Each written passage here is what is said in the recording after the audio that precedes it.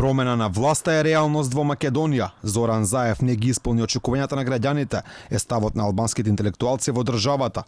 Тие велат дека премиерот ја губи довербата кај албанскиот блок, од каде имаше голема поддршка на последните парламентарни избори.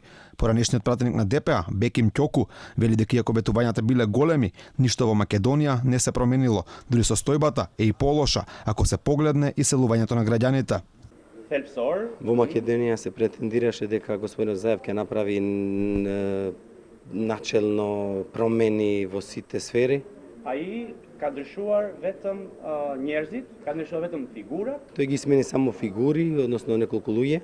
Пор системин чеверисос, но системот на владењето, односно на размислувањето, нука кадршувар фара. Ништо нема променето во тоа. Во иста насока сме и со недовербата кон системот на правдата, односно како што го гледаме рекетирањето што се случува. Јеми еве мкеќ.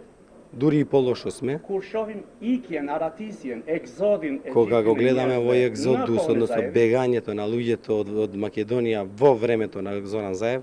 Дека треба да има промена на власта, согласен е градоначалникот на Гостивар Арбен Таравари. Тој вели дека кога да се одржат следните парламентарни избори во Македонија, треба да се очекуваат промени. Моментално е состојбата, гледате како е, нема никакво подобрување последните 2,5 години, меѓутоа се надеваме дека на следните избори, кога и да се одржат тие, дали во април, мај, јуни или во октомври најдоцна, и кај нас најверојатно ќе бидат предвремени избори, дефинитивно се очекуваат промени.